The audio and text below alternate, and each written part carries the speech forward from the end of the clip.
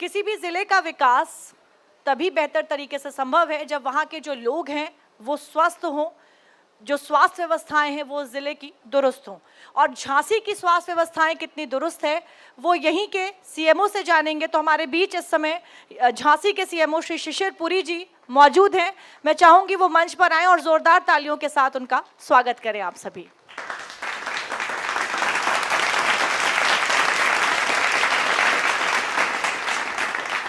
Sir, अगर स्वास्थ्य की बात करें तो उसका इकोनॉमी से सीधा संबंध है और अगर जनता स्वस्थ होगी तभी ज़िले का विकास होगा, बेहतर काम होगा। तो झांसी की स्वास्थ्य व्यवस्था के बारे में अगर पूछें तो फिलहाल क्या हाल है?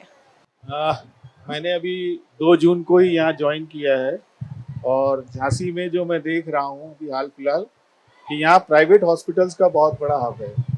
तो प्रयास यही है कि हमारी जो सरकारी सेवाएं हैं वो इतनी बेहतर बन जाए कि लोगों को प्राइवेट हॉस्पिटल्स तक ना जाना पड़े। सर, जिला अस्पताल और सीएचसी पीएचसी में मरीजों की संख्या को जो है बढ़ते हुए देखते हुए सुविधाओं का जो विस्तार है वो किस तरीके से किया जा रहा है? नहीं, ये निश्चित तौर पे सत्य है कि लोड बहुत ज़्यादा बढ़ गया है हमारी सीएचसी पीएचसी पे। इसी को हम लोगों ने थोड़ा रैशनल करने के लिए अपने जो आयुष्मान आरोग्य मंदिर हैं वहाँ पे इस तरह की व्यवस्था करी है कि ग्रामीण अंचल के जो लोग हैं वो आयुष्मान आरोग्य मंदिर पे जाएं और वहाँ पे हमारे कम्युनिटी हेल्थ ऑफिसर्स बैठे हुए हैं, उनसे उपचार लें और टेली कंसल्टेशन के माध्यम से हम उनको अच्छे डॉक्टरों से टेली कंसल्टेशन करा के उपचार उपलब्ध करा रहे हैं। सर, अगर झांसी की बात करें तो मातृ मृत्यु दर और शिशु मृत्यु दर में कितनी कमी आई है, उसको लेकर क्या काम हो रहे हैं? अभी तो जो एनएफएसए का सर्वे आया है उसमें बहुत अच्छा सुधार नहीं हुआ है, लेकिन इसमें हम लोग प्रयासरत हैं। हम लोग कहीं ना कहीं एफआरयूज की स्ट्रेंथनिंग कर रहे हैं।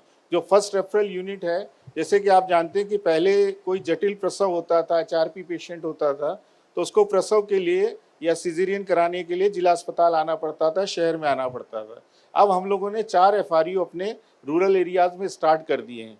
इसी के साथ नवजात शिशु मृत्यु दर को कम करने के लिए हमने एनबीएसयूज जो होते हैं, नेशनल नियोनेटल स्टेबलाइजेशन यूनिट्स, वो स्टार्ट किए हैं और एनसीसी न्यूबॉर्न केयर कॉर्नर्स भी स्टार्ट किए हैं। तो इनसे हमारा जो मॉर्टेलिटी रेट बच्चों का होता था ड्यूरिंग ट्रांसपोर्टेशन ट्रांजिट में बहुत ज़्यादा हो जाता था, तो वो कम हो जाएगा और हम काफ़ी बच्चों की जान बचा पाएंगे। सर, अगर आयुष्मान योजना की बात करें तो उसके तहत अभी झांसी में कितने लोगों का इलाज हो चुका है और सबसे ज्यादा कौन सी बीमारियों को लेकर इस योजना का जो इस्तेमाल है वो किया जा रहा है? देखिए, अभी तक झांसी में लगभग 96,000 लोगों ने इसका लाभ लिया है और इस पे 172 करोड़ रुपए सरकार ने व्यय किए हैं। एम्पैनल्ड हॉस्पिटल्स पे और हमारे सरकारी हॉस्पिटल्स में इन पे व्यय किए गए हैं। और ज़्यादातर मैं देख रहा हूँ कि जो मेजर सर्जरीज के केसेस हैं, जो लोग अफोर्ड नहीं कर पाते हैं वो लोग आ रहे हैं हमारे पास। बड़ी बड़ी सर्जरीज भी इसमें लोग करा रहे हैं। खास करके जनरल सर्जरी के केसेस बहुत हैं, इसमें आई के भी केसेस हैं और ऑर्थो के भी केसेस हैं। तो सभी तरह के लाभार्थी इसका लाभ ले रहे हैं और सबको पता है कि 5 लाख तक का इसमें निःशुल्क उपचार प्रधानमंत्री जन आरोग्य योजना में है। सर, गर्मी का मौसम चल रहा है, गर्मी के मौसम में हीट वेव की बात करें या फिर गंदे पानी की बात करें या डायरिया, इससे जो बीमार होकर लोग आ रहे हैं उनको बचाव की तैयारी को लेकर किस तरीके की यहाँ पर व्यवस्थाएं बनाई जा रही हैं? देखिए, लगभग गर्मी का मौसम तो अब जाने वाला है, लेकिन हमने पूर्व से ही इसकी तैयारी की थी और तैयारी में हमने कोल्ड रूम्स की स्थापना की थी। हर सीएचसी पे 4-4 बेड का एक कोल्ड रूम रखा था। उस कोल्ड रूम में हमारे पास जो भी कूलर होता था, साथ में वाटर स्पॉन्जेस होते थे, आईवी फ्लूइड्स होता था, पैरासीटामोल की टैबलेट्स होती थी। इसके साथ साथ ही हम लोगों ने हर अस्पताल में जिंक ओआरएस कॉर्नर की भी स्थापना की थी, जहाँ पे रेडली आदमी को आराम से जिंक की टैबलेट्स और ओआरएस मिल सकता था। तो ये हमने व्यवस्था करी। अभी 1 तारीख से हमारा संचाई रोग नियंत्रण अभियान भी चल रहा है, जिसमें हमारे 12 विभाग समन्वय करके संचाई रोग के नियंत्रण और रोकथाम के लिए प्रयास करते हैं और हम लोग ये कल एक्टिविटी लॉन्च करेंगे। सर, टीकाकरण को लेकर झांसी की अभी क्या जो वर्तमान स्थिति है वो है और सबसे बड़ा जो क्षेत्र जहां अभी भी जो कवरेज है वो किया जाना चाहिए? झांसी में एक चीज़ अच्छी देखने को मिली मुझे अभी 1 महीने के दौरान कि यहाँ पे कहीं भी रिफ्यूज़ल नहीं है। मतलब लोग ऐसा नहीं है कि प्रतिरोध करते हो टीके के, यहाँ की जनता जागरूक है। अभी भी हम लोग अगर फुल इम्यूनाइजेशन की बात करें, पूर्ण प्रतिरक्षण की बात करें, तो लगभग 88% हम लोगों ने फुल इम्यूनाइजेशन अचीव कर लिया है। और हमारे ये सत्र VHND पे हर बुधवार और शनिवार को लगते हैं। हमारी ANM जाती हैं, वहाँ आशा होती है, आंगनवाड़ी होती है, वो प्रेरित करती हैं। 0 से 1 वर्ष तक के बच्चे, 1 से 2 वर्ष तक के बच्चे और 2 से 5 वर्ष तक के बच्चों का पूर्ण टीकाकरण कराया जाता है। अभी नया आप लोगों ने सुना होगा, हम लोगों ने सर्वाइकल कैंसर के लिए भी एक वैक्सीन लॉन्च हुई है सरकार की तरफ से, HPV वैक्सीन। आप जानते हैं सर्वाइकल कैंसर बहुत फैटल डिजीज़ है और एक बार किसी महिला को ये हो जाती है तो उसके लिए बहुत दुखदाई होती है और इसका जो प्रोग्नोसिस होती है वो भी बहुत ख़राब होती है। तो हम लोगों ने 14 से 15 साल के बीच की जो बच्चियां हैं उनके लिए हेपेटाइटिस HPV वैक्सीन शुरू किया है और ये वैक्सीन निःशुल्क हमारे यहाँ लगाई जा रही है, स्कूलों में भी लग रही है जाके और VHND सत्रों पे भी लगाई जा रही है। सर, सरकारी अस्पतालों में दवा की अनुपलब्धता को लेकर अक्सर शिकायतें आती हैं। अब इस उपलब्धता को इन अस्पतालों में किस तरीके से सुनिश्चित कराया जा रहा है? अभी हम लोगों ने एक, आप लोग पता होगा, DBDMS पोर्टल हमारा इंटरनल होता है, उस पोर्टल के माध्यम से हम लोग सभी दवाई इंडेंट करते हैं और जो दवा की उपलब्धता इस जनपद में है वो करीब 95% दवा उपलब्ध है। और इसके साथ साथ हमारे जन औषधि केंद्र भी हैं, तो जो दवाइयाँ नहीं होती वो व्यक्ति जन औषधि केंद्र से बहुत सस्ते दरों पे ले सकता है। सर, झांसी में मानसिक स्वास्थ्य सेवाओं को लेकर क्या भी स्थिति है और क्या इससे जुड़ी हुई जो तमाम सुविधाएं हैं वो झांसी में मौजूद हैं? देखिए, आप सब जानते हैं कि मानसिक रोग आजकल इतना कॉमन हो गया और इतना अंडरलाइंग डिजीज़ है कि किसी को पता नहीं चलता। अगर किसी व्यक्ति से कहा जाए कि आपको डिप्रेशन है या एंग्जाइटी है, साइकोसिस है, तो आदमी विश्वास नहीं करता।